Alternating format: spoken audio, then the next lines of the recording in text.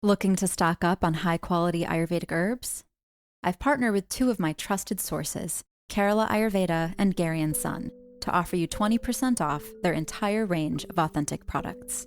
From classical formulas to single herbs and seasonal must-haves, these are staples I use in my own practice. Use code Ojas Oasis for Kerala Ayurveda, Ojas Oasis 20 for Gary and Son. Links are in the show notes. Supporting your healing journey just got a little bit easier. In Ayurveda, nourishment isn't only about what we take in for the body, but also what we offer the heart. That's why we're honored to share Aura Cacao, a ceremonial grade cacao we've chosen as a dharmic partner for the Ojas Oasis community. Aura Cacao supports meditation, heart-opening rituals, and moments of conscious presence. As an exclusive gift for our listeners, use Ojas Oasis 20 for 20% off, and you'll find the link in the show notes.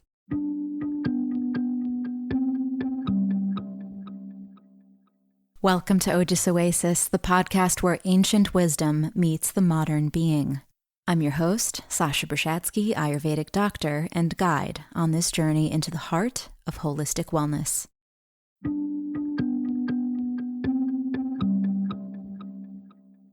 There's a moment on the Ayurvedic path when we realize that knowing our constitution isn't enough. We may know our Prakriti, our true nature. We may even know what foods are good or bad for us, and yet we still feel off, bloated, inflamed, heavy, unsettled, or simply not fully ourselves. And this is where Ayurveda gently redirects us from who we are to what is actually happening right now, from Prakriti to Vikriti. Because the truth is, most of us are not eating for our constitution. We are living in a state of Vikruti or imbalance. And that imbalance is rarely simple. It's layered, it's dynamic. Often it's dual-doshic or even tridoshic. Heat and heaviness, dryness and stagnation, intensity and depletion, all coexisting in the same body. So the question becomes not just what should I eat, but what does my body need right now in this state? In today's episode, we explore Ayurvedic nutrition through that lens, not as a rigid food list, but as a living relationship. We explore why so many people stay stuck, even when they're quote-unquote eating healthy. And just as importantly, we're shifting the conversation beyond food itself. Because in Ayurveda, healing doesn't come from what we eat alone. It comes from when we eat, how we eat, the state of our nervous system as we eat, the rhythm, the pace, the presence. You can eat the most perfect diet for your dosha and still create imbalance if the timing is off, if the quantity is too much, or if the body isn't ready to receive. There's a classical idea in Ayurveda that the strength of the vessel determines what can be given. And in many ways, this episode is about strengthening that vessel so that what you eat can actually nourish you.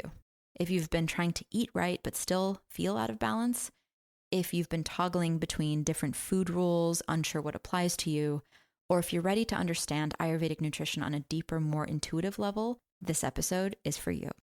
Let's get to our chat.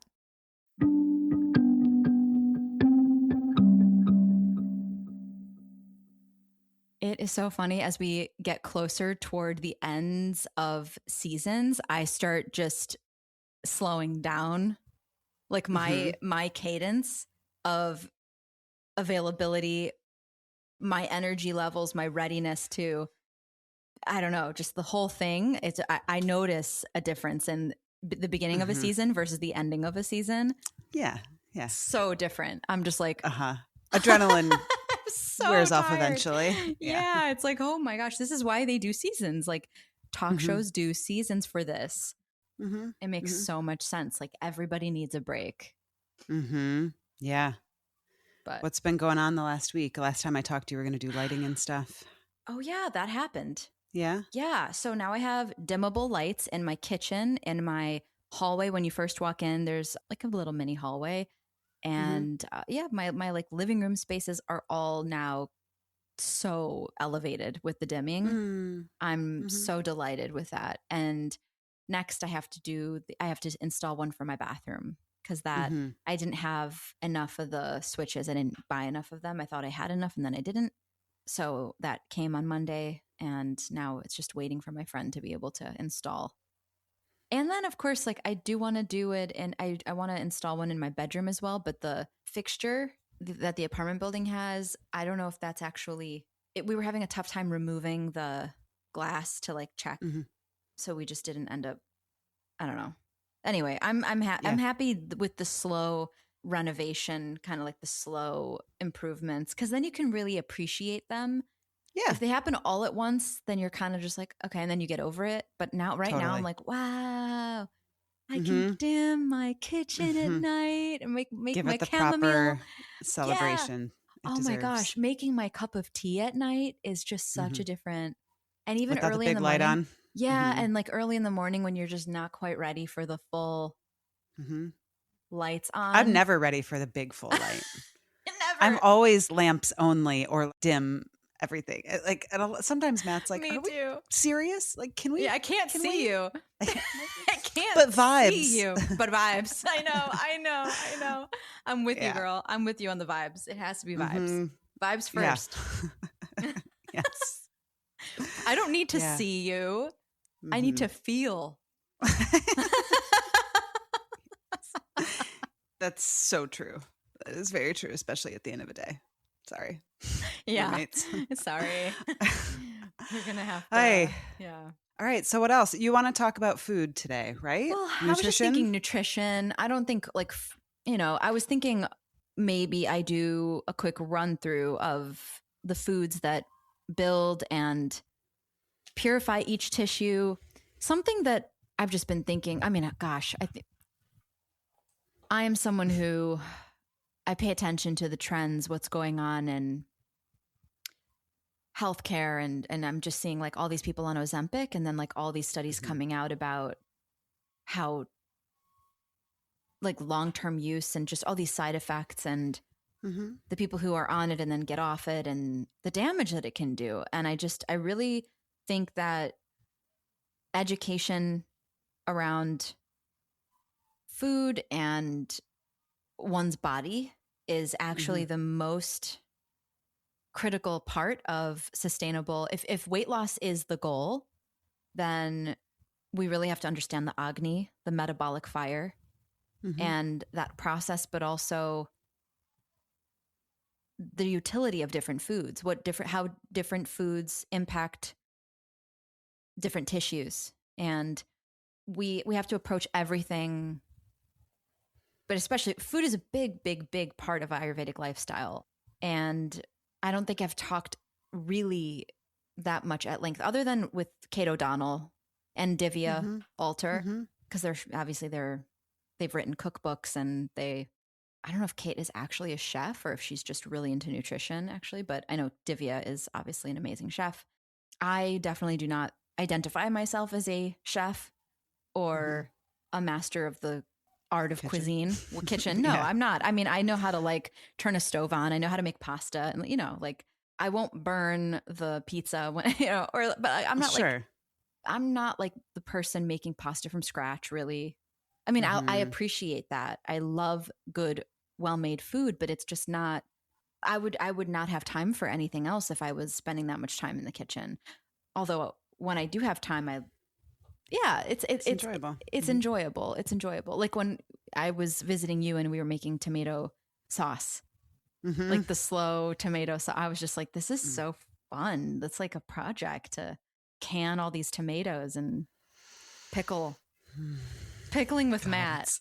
That describes half of Matt's life right there. Canning Pickle tomatoes party. and pickling things. Yeah. That's all he does. Honestly, like it's a fun thing. If it's something you know how to do, I can understand why it's just so and do satisfying. Have time for it. If you have time which for it. he doesn't always, but he does anyway. And he's I've seen him multitask that whole project. And I'm just like, wow. Oh God. Yeah. Yeah. Tis the season too. No, it's starting. Yeah. It's starting. Well, Pickle gardening season? And all of that. I'm like, well, just all of the planting and gardening is starting to happen now. So I lose half my husband for the next 6 months or so. Yeah. But then you've got canned. But I've got food to eat. You've got food. You've got food to eat. I can't complain. Yeah. And there's worse things that my husband could be obsessed with. Right. He just wants to garden and cook for us. It's great. Okay, honey. Yeah. I got the kids. Yeah. Whatever. Yeah. It works. Anyway, It works. Food is important. It works. Food is important. Mm-hmm. So they say. I know, and you like could not care less. You're like, I could not care less. Give me a couple carrots for the day, and yeah, I guess some water. I'll eat them while I walk around and get things done. Yeah, yeah. Mm-hmm. You're just. It's such a funny combo. Someone who's like meticulous about every detail of every ingredient, and then you're like, you might have a bite. Mm-hmm. You might nibble. You don't need to spend hours on this because I'm not that hungry. Yeah. I just don't have your stomach. I can't finish this. I'm very sorry. Between me and the kids, I'm like 2 portions or 1 might work for all 3 of us. Anyway. It's awesome. Mm-hmm. Do you see all my things on the wall? I know you probably can't see. Well, I have seen them on Instagram. Well, there we go. I am decking my whole wall out with all my diplomas, and it just feels good that they finally have a home. And my mom was like, you should put your marathon medals on that wall. And I'm like, I think that would be kind of maybe a bit too much.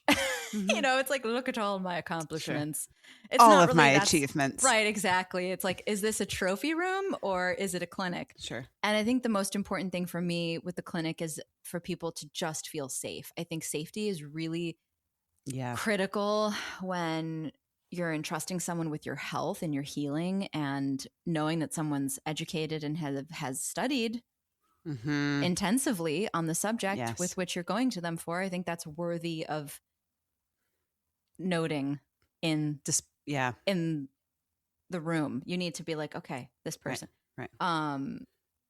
Otherwise, I don't know. I just think. Yeah, I agree. It's hard. I would not display the medals. Yeah, no, I'm not. Absolutely not. No, it was funny though, because that's, of course, my mom's just so proud. At home, maybe. Yeah, right. No, I don't even. They're in Chicago. I didn't ship them here. Mm-hmm. I don't.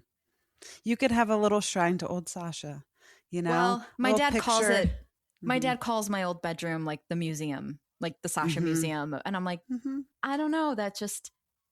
It's definitely a different version of me that did all that. Totally. Like that was really an obsession for a while, was just running all the time and training for the next race. And now I'm so incredibly uninterested in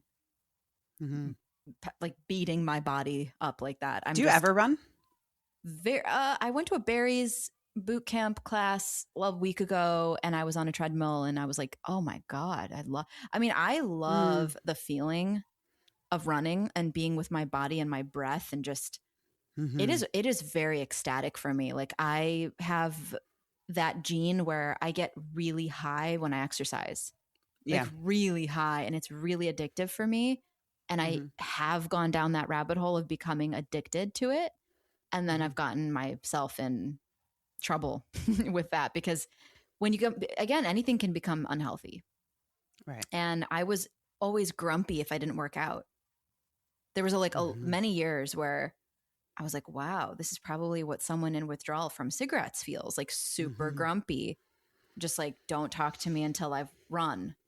Like that's how some people are before their coffee in the morning too. Like, don't talk to me until I've had a cup of coffee, or don't talk to And I'm like, that was my thing for so long. And now I don't know. I feel like I can talk anytime pretty much. Like I'm just not dependent on anything really anymore, because I think I do, it's like those little habits. I don't Abhyanga every single day, but I do it enough. Like I would say I probably Abhyanga 2 to 3 days a week, which is the self oil massage. Yeah. And of course, I would like to do that every day, but, and I worked sometimes I do get in that rhythm where I'm doing it every single day. But I think, again, it's just, you need to know what your bare minimums are. Like, what can you just, if it's not perfect right now and you don't have like super big bandwidth to check off all the boxes of the things that make you feel super good in your body, like what are the non-negotiables? And I think knowing what those are over time, that becomes one of the most important things to know about yourself. And I've come to realize like gratitude journaling is because I haven't been doing it, because I just realized my gratitude journal is still in Chicago. It's that 5-minute journal. Yep. And I'm actually planning to ask my dad to ship it out here because I just got it and it's like barely used and it's just sitting in my drawer. And I'm like, oh my God, no wonder. I have one too, sitting in my drawer at the house that I started and I was really good with for like, as long as one can maintain a habit before dropping off. And it's probably you go for a 2 or trip, 3 years ago or leave something. Exactly. You go on a trip, you leave it at home and then you forget it exists and you're like, oh, and then you find it. But I've noticed that like when I do that one practice, it's really powerful for me. Feeling drained, stressed, or stuck in old patterns? Panchakarma is Ayurveda's ultimate reset, clearing toxins, balancing your doshas, and restoring your vitality from the inside out. At Soham Healing Resort, every detail is designed for your transformation. Personalized therapies, nourishing meals, and deep rest in a serene sanctuary. As an Ojas Oasis listener, you'll receive $500 off your Panchakarma retreat with code OJASOASISPK2025. These retreats book quickly and often far in advance, so don't wait to reserve your place today. Visit sohamhealing.com/panchakarma, and you'll also find the link and code waiting for you in the show notes. If you're studying Ayurveda or want to learn from the most respected teachers in integrative medicine, this is for you.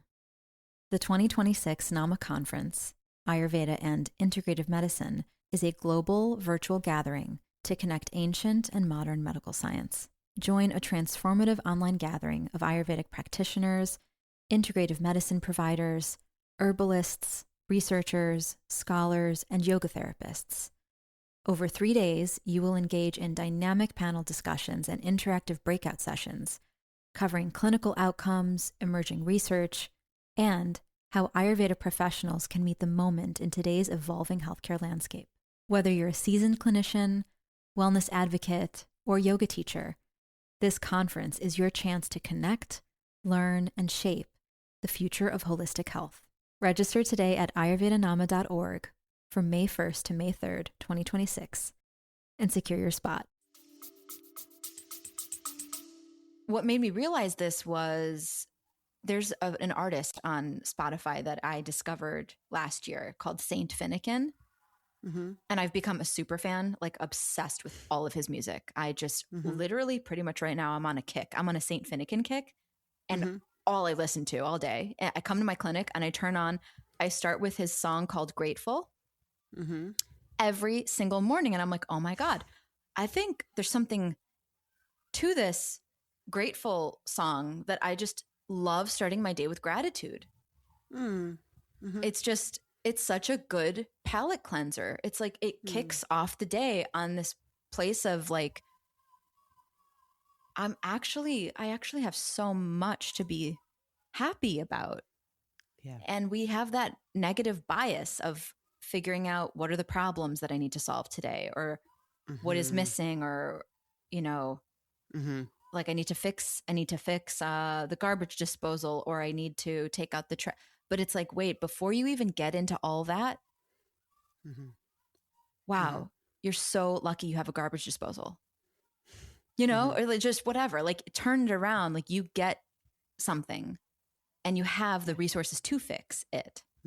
Yeah. And that changes it changes the whole experience of all the to-dos. Suddenly the feeling of burden and responsibility starts actually becoming like, wow, I have a life and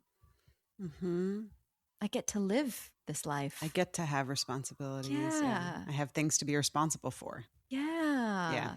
Yeah. Lucky us that we have all this. It's just what a gift. And it changes. Then life becomes a living meditation instead of, carving time in our day to meditate. It's no longer separate. So anyway, I think like that's something that I've noticed makes a huge difference in my life. When I start my day with gratitude, everything else completely transforms in my day. like those calls I have to make to like the customer service calls I have to make, or the whatever, the emails I have to write about. Oh my gosh, Erin, I accidentally ordered 65 Vata massage oils. Instead of how many? 6 or 5, which was what I was thinking of ordering. Cause like at first I guess I put in 6 and then I went back to put in 5. And then I saw that it was 60, but like 3 freaking huge cases of Vata massage oil arrived. And I was just like, how did this happen? Oh my gosh. You didn't recognize the charge either? Was 10x what you thought? Here's the thing.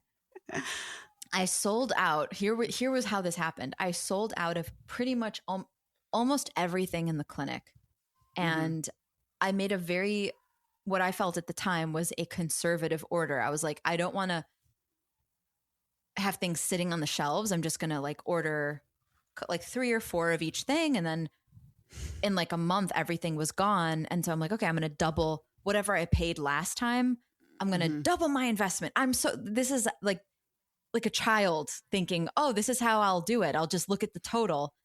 And when it gets to the double of what I ordered last time, I'll just stop.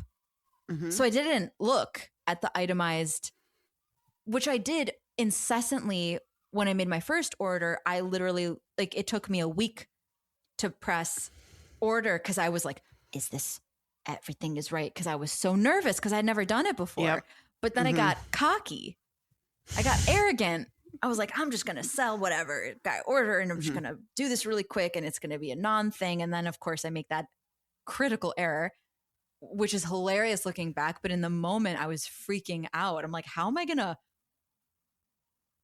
move that much product of oil by the time? Because these things do expire.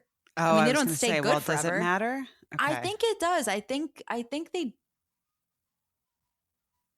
I don't know. I'm just going to assume it does matter. So anyway, I reached out to Kerala and I was like, I made a mistake. I made a mistake. And then they totally worked with me to, I ended up sending 2 of the cases back. So I only sent back 40 and I kept 25. Great. You can the sell shipping. That. Yeah. The shipping was really expensive to send it back, but then they like reimbursed for the shipping because I'm just such a great, like, I make them a lot of money. So it doesn't matter for them. It's like, it's fine. But it ended up all working out. And then instead of refunding me, they gave me credit to order more products. Great. So I'm like, okay. Anyway. Which I already did because I already sold out of like a bunch of the things that I ordered a week ago. So I'm like, okay, great. I'm out of Triphala. Literally, I'm out of Triphala. I have 2 more Tricatus. I only have 2 Brahmi pearls left. And yeah, I needed more Nasya oil. I sold out of the Nasya. So anyway, yeah. I had a friend helping me with the boxes because there were so many and it was just, it's a lot more fun to, what is it called when you're organizing stuff on the shelves? What is that called? I don't know. That has a name? I think so. Like stocking the inventory or something. Sure. Okay. I don't know. I've never had a job that involves that. So it's a lot more fun with someone. Yeah. Because someone hands it to you and then you're like, where should this go? What do you think? And then they like take the box and then they smash it and they put, it's just, it becomes like an assembly line. It's like a lot more fun. And that person was like, made a joke. Oh, you're going to a Diddy party? And it was like, at the time I was like, not funny. Too soon, not funny. Oh God. Yes. And he kept saying it over and over. And I was like, don't push through this. Try me. Do not try me right now. It's not funny. It's not funny. Because I just had so much freaking oil. So much. Oh it was just insane. It was like, yeah. Anyway, double check your orders. You really have to like take your time and not be in a Vata state and not get arrogant about these things. These little things, actually, it's really important. This is why it's so important to stay present because people do make mistakes like that when they're kind of half there. Right. Partially. Totally. And then they're like, oh, let's just check it off the list. But yeah, nutrition, Ayurvedic nutrition. Let's reroute. back Sure. to Topic du jour. Yeah, I think the topic du jour. Where shall we begin? All right, let's start with when life is really, really, really complicated. First of all, there's a proverb, and I don't know the exact words to it, but this is an Ayurvedic proverb of the more chaotic your life is, the more simple your diet should be. Mm-hmm. And it doesn't matter the only person to qualify whether it is chaotic or not is you and your nervous system. If you feel like the world is spinning and you can barely, get your head above water, that means you should probably be eating mush and like super simple soupy, just soup and mono diet. Like khichdi would be just a great staple meal, which is the basmati rice with the mung dal and ghee and ginger root and just a couple vegetables. But that is sort of one, what do we call it? Like an aphorism? They call them aphorisms, or just truths, like wise words to live by. Like when you're really emotional, first of all, you shouldn't be eating. You're not going to be able to, it's all just going to turn to ama. So it's important that when you consume food, the state that you're in, you're calm. You're calm. So it's called sanipatika. When all three doshas are out of balance, sanipatika. Make the diet as simple as possible. We're talking oatmeal for breakfast, khichdi for lunch, and soup for dinner would be just, until you can regulate yourself. And then there are dual dosha imbalances. So sometimes you get someone, it's interesting talking to listeners as a practitioner. It's like some of the listeners are practitioners, and then some listeners are just like, I need to figure this out for myself. So it's interesting to try to toe the line between the two, because I'm like, am I helping the practitioners with their people, or am I helping people help themselves? But we're just I'm gonna do my best to talk to both. Right. So when someone has, or when you or someone has a vata and kapha imbalance, it's important to recommend a small amount of vata pacifying foods that are nourishing, because you want to nourish vata without imbalancing kapha. You need grounding food for vata, but if you only treat the vata, then you aggravate kapha even more. So the way to solve for that is small portions. Sure.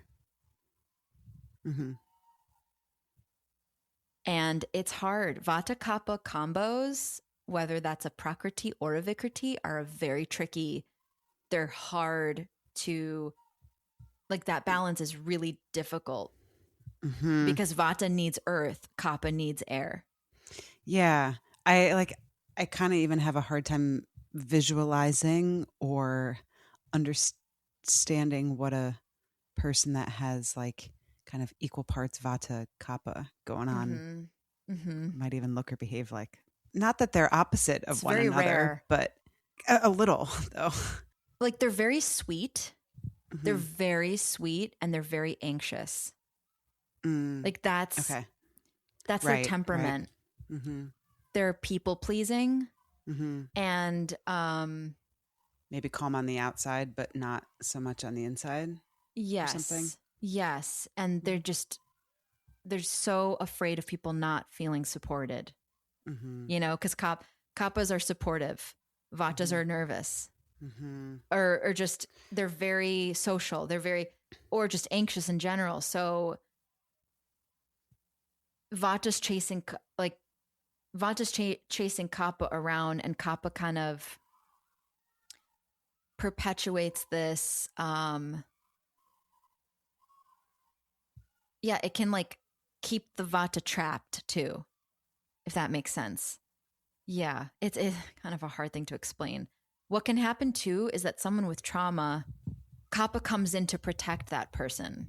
Mm-hmm. So the dosha, the kapha dosha comes in after a trauma and overcompensates. So that comes through the personality. They are constantly trying to overcompensate. Mm. And so is their body. So like bone spurs are a good example of that. Extra bone tissue that grows on top of a broken or fractured bone. Mm-hmm. That's extra kapha. It's a kapha imbalance. But the body thinks you need it. So sometimes what happens is someone will undergo some kind of major, like let's say it's a car accident or just some injury or something. The body's like, oh, we need to come save you. And so then maybe that person will gain a lot of weight, extra tissue to protect you. The same thing with like loss, like a major death of someone you love, and then that just creates then that person starts to eat, right? Like eat, and like that would be a kapha imbalance where you're trying to fill that void, Right. physically. So that's a vata kapha combination. If that Mm-hmm. those are a couple of ways that can, like, Manifest. there was excess vata and then excess kapha. It like invited the excess kapha to come in. Mm-hmm. So yeah, I see that sometimes with like people that I grew up with that were so thin, and then I'll see them later and I'm like, whoa, interesting. How did, like, from the two extremes, how does someone go from super vata to super kapha? Mm-hmm. And it's actually vata that pushed the kapha. So that can happen. Mm-hmm. Interesting combo. Yeah. So the way to pacify that with nutrition is, again, small amounts of very grounding meals that are cooked. Mm-hmm. So you're still going to have the oatmeal in the morning, but you're going to have you're just going to have like maybe 5 bites, like super tiny cup, but you might have like 5 meals and they might be snack sized, Mm-hmm. but you do have the ghee in there. You do have the grains, and you do have the starchy vegetables, but they are cooked and they are spiced. And of course, when you get into the clinical world of Ayurveda, we're talking about herbal formulas. So we're also talking about scraping excess kapha, like the lecanas, which is a category of herbs that scrape excess adipose tissue. So it's like black pepper or ginger. Mm-hmm. Those have a scraping effect. Like, we want the hard and dry because that's what's going to get the kapha out, but we need to make sure vata doesn't freak out. So that's where the oil and the cooked warm stuff comes in, to like, but it's a very delicate balance, and you need a skilled clinician to really toe that line. Again, it's like, Yep. be careful. Yep. Yeah. Like a level 1 practitioner would just be like, oh, you're overweight. Okay, let's just give you some Trick-a-two. But it's like, that person's extremely anxious and constipated, and that's not, I mean, that will help with the constipation for sure, but it will just drive the vata deeper. And over time, it's no better than the Western approach of just treating the symptom. But you really want to get to the root, which is actually the root was vata. So, right. Yeah. Clinical lens of Ayurveda, folks. There's an art to this. There's an art. Dual dosha Vikriti of vata and pitta. So when someone has a vata and pitta imbalance, which that's me and you, babe. Yeah. And a lot of people around me in this crazy city. And Same. I'm sure Austin too. Yeah. Yes. A lot of cities, actually, in general. Yeah. Where people are highly mobile and so light, hot, and dry are the predominant qualities, and they're in excess. So we feel too light, we feel too hot, and we feel too dry. So this diet should emphasize heavy, cool, and moist qualities. So it's it's a nourishing diet, and the sweet taste is the most balancing. And sweet doesn't mean chocolate, although that is sweet for sure. Sweet also means any starch, like any grain, any meat, just things that are stabilizing, tissue building, strengthening. And vata and pitta are increased both of Vata and Pitta are increased by the pungent taste, which means spicy. Mm-hmm. So we need to avoid spicy. I hate spicy food. Yeah. Same. Mm-hmm. I can't. Can't even do it. Can't do it at all. Does not I compute can crack. with me. I can't compute, but I can crack a couple of peppercorns over my eggs. Sure. That's it. Sure. That's it. Just a little dusting of pepper. Mm-hmm. And that's all we need. Same. That's all we need. I am pissed if the salsa is anything more than mild. Me too. Well, I can't eat this. Me too. I can Can't do barely it. even do the mild. We're so white. I know. We're such gringos. Uh-huh. We're like the whitest of white. Mm-hmm. When I've gone to India, I'm just like, y'all don't understand. When I say no spice, they don't understand. Because to them, taking like 2/3 of the spice out is already like It's you're the basically recipe. not even eating the meal anymore. It's like they don't think it has any flavor anymore. Yeah. And I'm like, no, you don't understand. I'm saying I zero. grew up in Chicago. I want white food, white people food. Like we can't handle the heat. Mm-hmm. Even in Texas, a lot of Mexican food here. Yeah, yeah. Lots of tacos and burritos and salsa. And I'm just like, y'all, listen to me. I mean, I'm trying my best, but I'm still very white. And yeah, so can't do it. So yeah, no spice. Vata Pitta people, no, just avoid. But we just do like a little bit of ginger, a little bit of cinnamon, like just a little.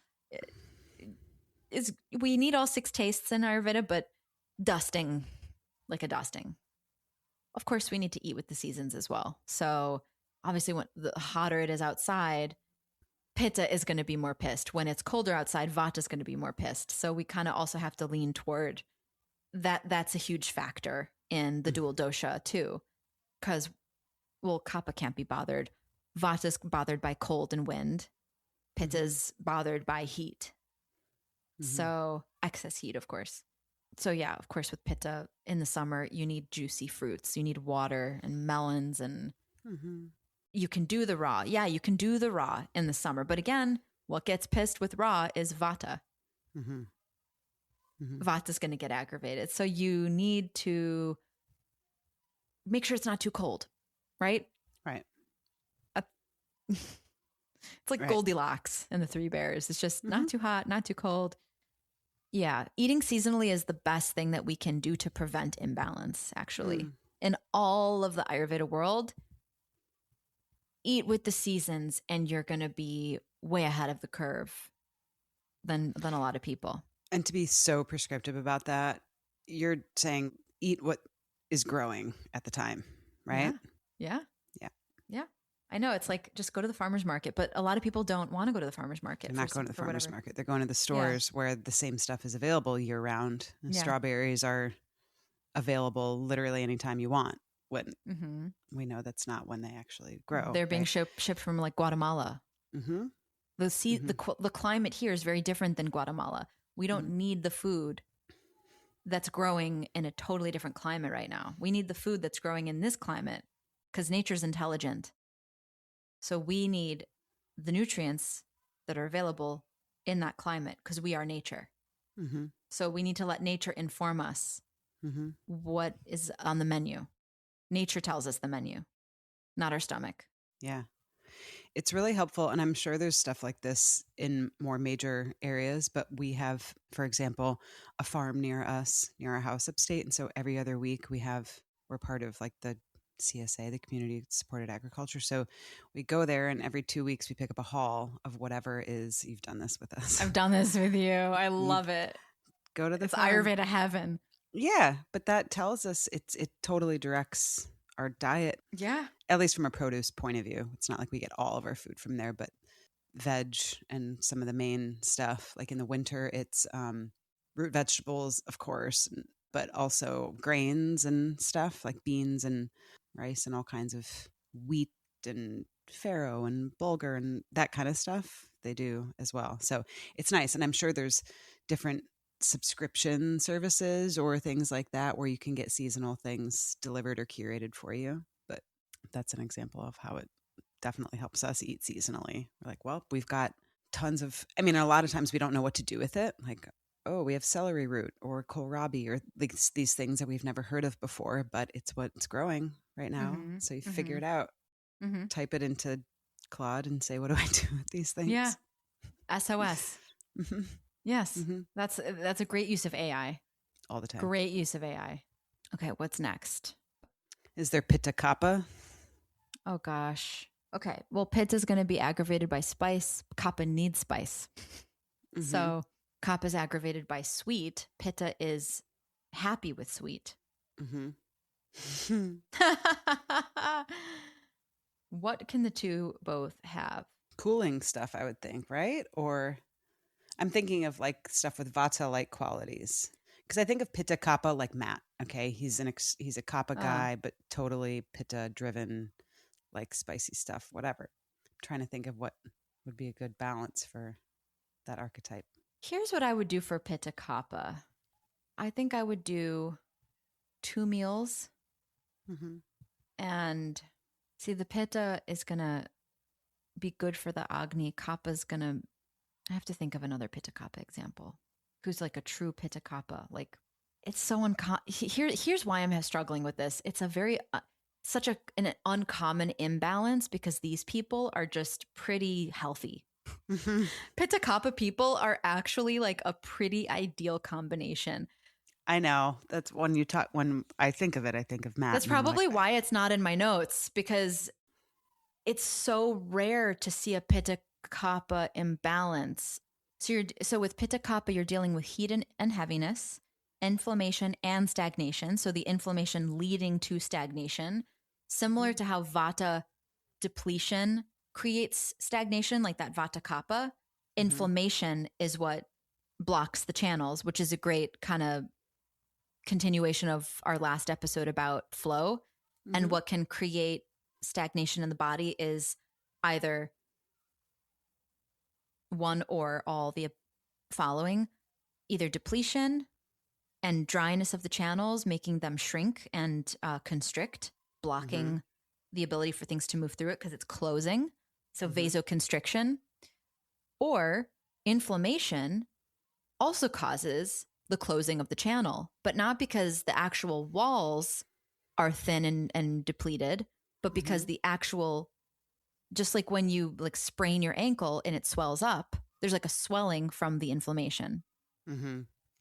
Which, by the way, you can also have a Kapha type of swelling, which is edema, right? There's different types of swelling. Yeah. From inflammation or from, poor circulation of water in the body too.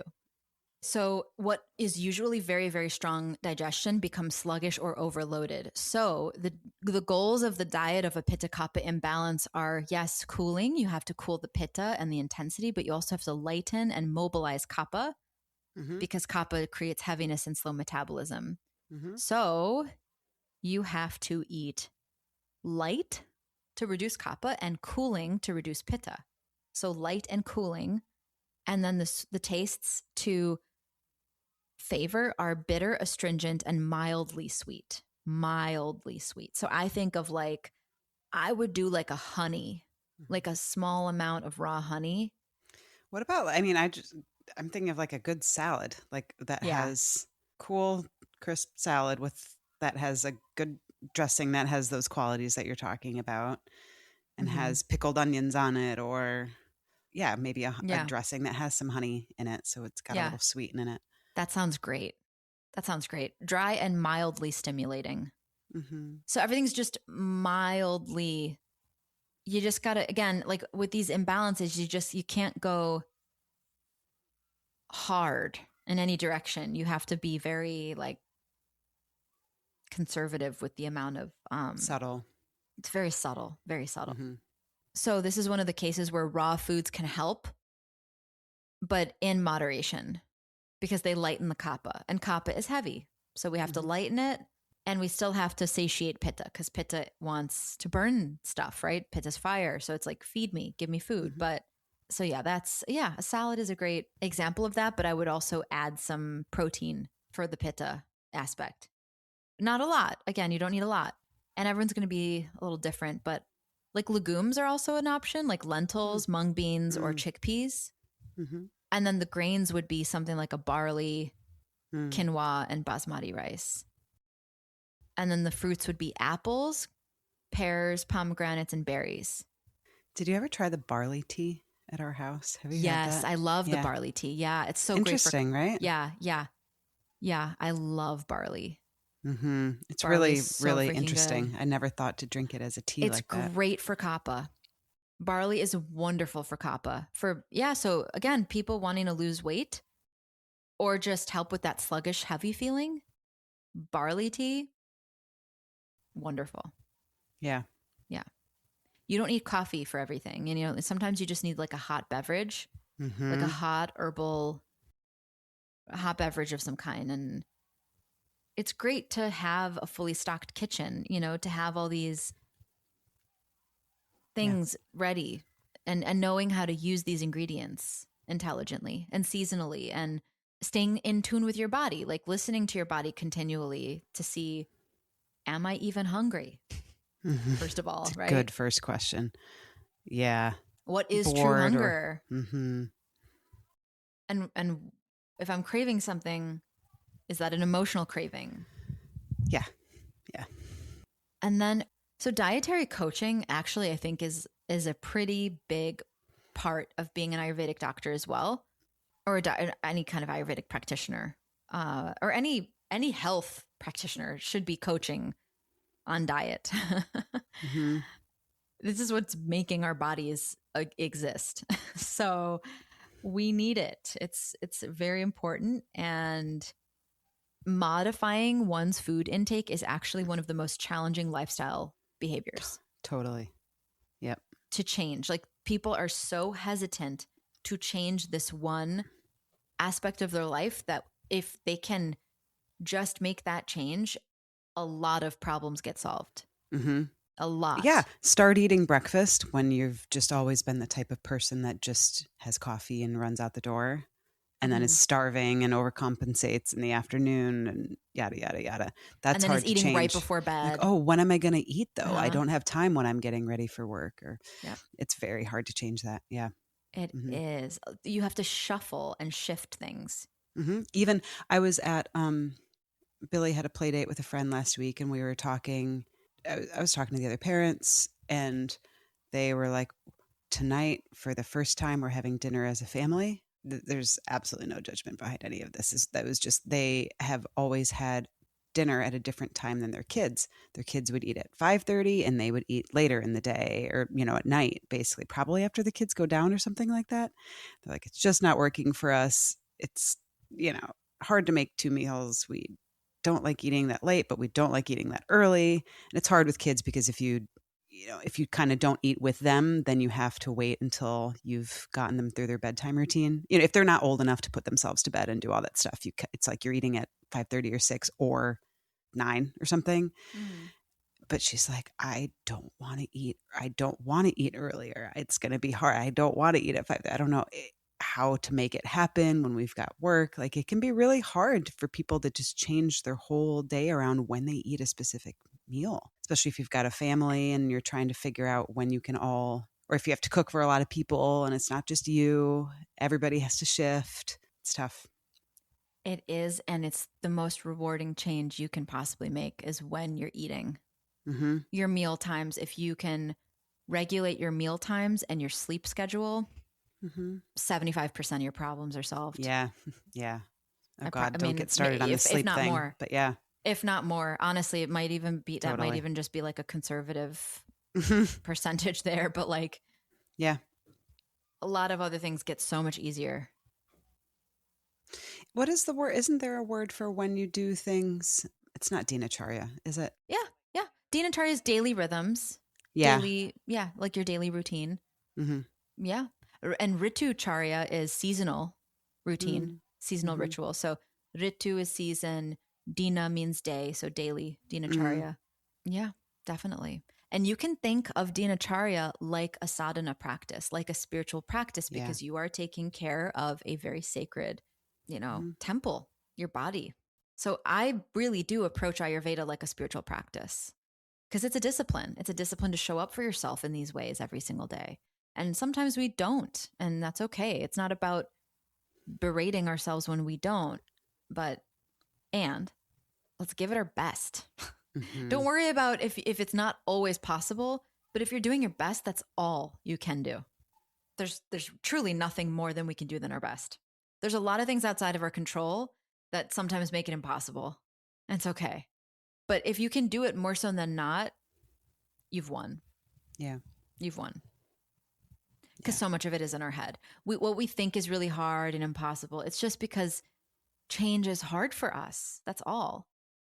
And having compassion around this is challenging, and I have to push through this because it's so important, and it's going to change the quality of my life and my health, and it's going to could give you like 10 years extra of longevity. Yeah. And you were saying that coaching is one of the biggest parts of your work. Coaching is so big because we have to figure out, like, we all have blind spots, and it's really difficult to see what it is that's actually stopping us from adopting the changes. Yeah. And it's really helpful to have someone on the outside looking in being like, actually, Erin, you can do this. Like you got this. Like you can. You 100% can. You're so capable. Just hearing that is really nice, right? Like we all need someone to affirm, okay, like, yeah, I can do it. You know, because oftentimes we don't factor ourselves into the equation. Like we're just not even on top of mind for ourselves. And so to be top of mind for someone else, like for someone else to really see us as like the main character in the movie, be like, you're the star of the movie, and you can make decisions that are in your best interest and make decisions that are, you know, self-serving. It's very important that someone is doing that for us. Yeah. Because we do neglect ourselves. So coaching. So yeah, sometimes people like, I don't know, none of my friends are eating that early, and I want to eat with people, or like I live alone and I don't want to eat alone, or like people have all these hangups with food and meals, and you want to be social, you want to be able to go out and have drinks, you want to go out and be able to eat whatever other people are eating, and you don't want to feel left out, you don't want to feel different. And again, these are all just hangups and stories that we just allow to play in the background, and we actually can change the story. Some of it too is a totally different reason besides logistics and some of these other hangups. But even just thinking of, I mean, I've brought this example up before. I think of things like why we would avoid oil or fatty foods or things like that, because women, especially millennial women, grew up in the age of like non-fat diet foods, Diet Coke, low oil's calorie, bad, low calorie, yes, fat is bad. Yeah. There's just some stuff that's like ingrained in us as teenagers, and that stuff sticks with you for a long time. You know, when that's how you were raised, to see your relationship between, I mean, not raised in terms of marketing, right? Societal, exactly. Cultural, like the cultural narrative it's a collective cultural narrative around food. It's hard to fight against that, you know, especially as females, especially certain generations that grew up with certain, you know, priorities or trends or fads or things like that. That stuff is hard to kick too.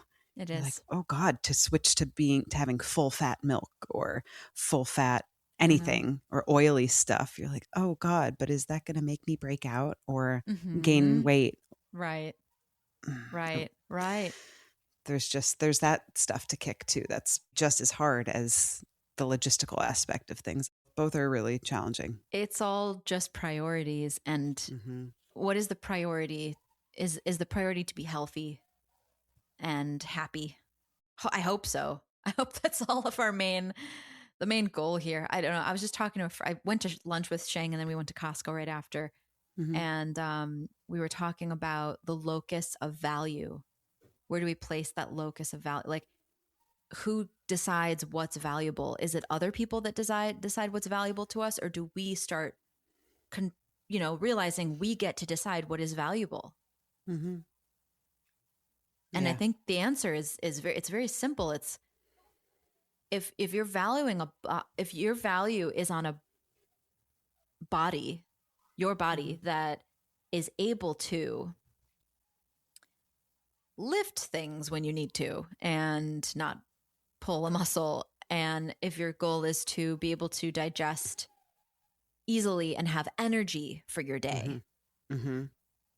and not feel like every day is a struggle, like you're Yeah. you're barely hanging on. Yeah. Or get through And cold season. get through the Or cold season. meaning like, I mean, I say that not just a temperature cold, but when it's the wintertime and my kids are constantly bringing home stuff from school, colds in terms of the sickness, like how can you protect yourself from that? Yes. Right. To like be strong. Immunity. Yes. Ojas, of course. But that's another, reason to want to, I mean, when I talk about health, like just protecting yourself from the elements of kindergarten sometimes. Yeah. That's when all these habits of Ayurvedic living really start to show up, when everyone around you is getting sick and you're not. Right. Or when everyone around you feels like they're chicken with their head cut off, and you're actually like skipping merrily along the path of your life. Like nothing is different except your Ojas. Like really, it's just your capacity and your resilience that you earned and you created for yourself. That's what's so cool about. That's what also draws me to exercising. It's like I just love knowing that I can do push-ups. I love knowing that I can run when I want to. I have that cardiovascular endurance. I have that capacity. Sometimes it's just we forget we have the ability to adapt and change, so we have to, like the hardest thing is always just showing, isn't it? Just, we always say the hardest thing is showing up to the yoga class, and then starting. The rest is not nearly as hard, but like getting there. So that's where the coaching comes in. It's like, just show up, get your butt in. Like even with this podcast and even last week, it was like, I had so many things going on and we had to push it. And then I'm like, get the freaking butt in the chair. I was like visualizing, just like, man, I'm like, need to get my butt in the chair. How do I do this right now? So showing up is just more than half of it for yourself. And if you're, if you think there's like a perfect day or a perfect time, that doesn't exist. It's always just start now.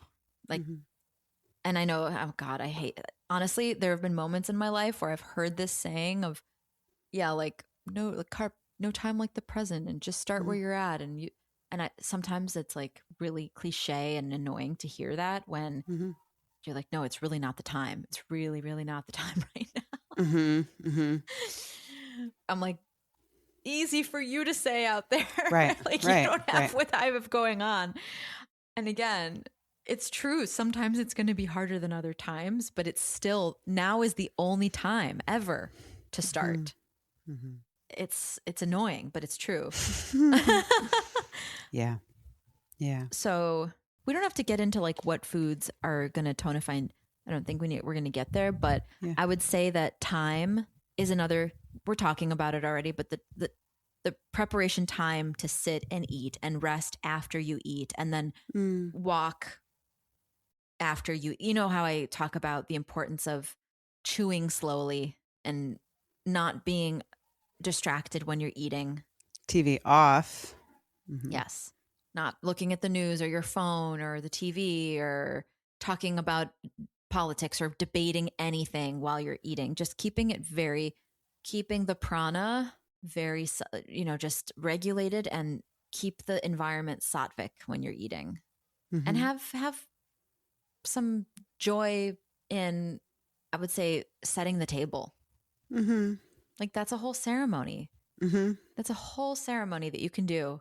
Setting the table and putting some pretty flowers on the table, or getting the napkins and the plates and let's do it. Let's make I just taught Enzo this week. Yeah. He just learned how to do all that. And we just, as of yesterday, decided on a family table setting schedule. I love love it. It's great. That is so cute. It's great, but So like you said, it's wholesome. part of it.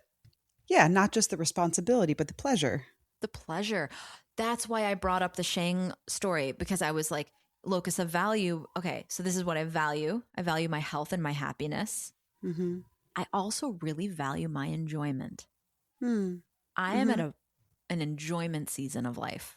Worked real hard for a long time. It was grinding. It was endless. And now, after pulling a lot of boulders up a lot of mountains, I'm like super ready to, it has to qualify as being something I enjoy. Otherwise, I'm really just not interested. Yeah. I'm just not interested in doing things that I don't enjoy anymore. But I do enjoy a lot of things that do require work and do require effort. Like I enjoy working out. I enjoy literal work. Yeah, those things aren't mutually exclusive. They can be difficult, but enjoyable. Absolutely. And enjoyable. Mm-hmm. So I actually enjoy work when there are things that pop up that I know I'm not going to enjoy. I don't. I don't. I say no. I say no. I say no like 9 out of 10 times. Yeah. Yeah. I'm very picky about my yeses. My yeses mean pleasure. I will take pleasure in doing that. Yeah. So anyway, I think that's an important place to conclude on nutrition and food, and what we take in is take pleasure in doing things that will reward you long term. Mm-hmm. That's like a very eating good important food. Yes. Like eating a meal. Just try to enjoy it. And instead of being like, oh, this is utility. This is. Yes. And taste it. Yeah. Taste it. Connect with it. You're only going to really be able to taste your food when you chew slowly and like feel it on your taste buds. Yeah. Slowly, sensual, like be in tune with your senses and slow down and yum. It's like yummy. Make everything yummy, not just food, but just the whole life can be super yummy, you know? Yeah. So I like that. Yeah. Make it yummy. I hope to have a yummy meal tonight. I will not be cooking it. We will see. You will be eating what it. Matt comes up with. He usually nails it. So I'm good. Amazing. Yeah. I got to run. I've got to go get the kids. This was a great chat and inspired me to want to enjoy my food, at least for the next few days until I forget again and you have to remind me. I will remind you. It's okay. I got you. All right. Well, I love you. I love you. Enjoy the rest of your day and your Costco purchases. Thank you. I will. I enjoy every single Olipop that all those I'm snacks. about to crack my grape Olipop open and enjoy every sip. Sounds great. All right. I love you. We'll talk soon. You. All right. Sounds good. Bye. Before you go, if you're ready to dive deeper into your healing, check the show notes to book a 45-minute exploratory call with me. If you mention you're a subscriber of the podcast, you'll get 50% off your initial intake consultation. A 2-hour deep dive, normally $400, now just $200. You'll also find exclusive 20% discounts on trusted Ayurvedic herbs from Kerala Ayurveda and Gary & Son. Just click the links to apply the savings automatically. Ojas Oasis is a labor of love, a podcast born from a deep desire to share the timeless wisdom of Ayurveda, Vedic ritual, and holistic healing with seekers around the world. Every episode is carefully crafted to bring you inspiring conversations, ancient insights, and practical tools for living a radiant, balanced life. If the show has nourished your spirit, helped you feel more seen, or guided you on your healing path, you can now support our work by buying us a coffee or golden milk. Your support goes directly toward producing high-quality episodes, keeping the podcast ad-light and mission-focused, expanding our offerings to serve you even more deeply, and whether it's a one-time cup or a monthly offering, we are so grateful. Click the link in the show notes to support the podcast and keep the wisdom flowing.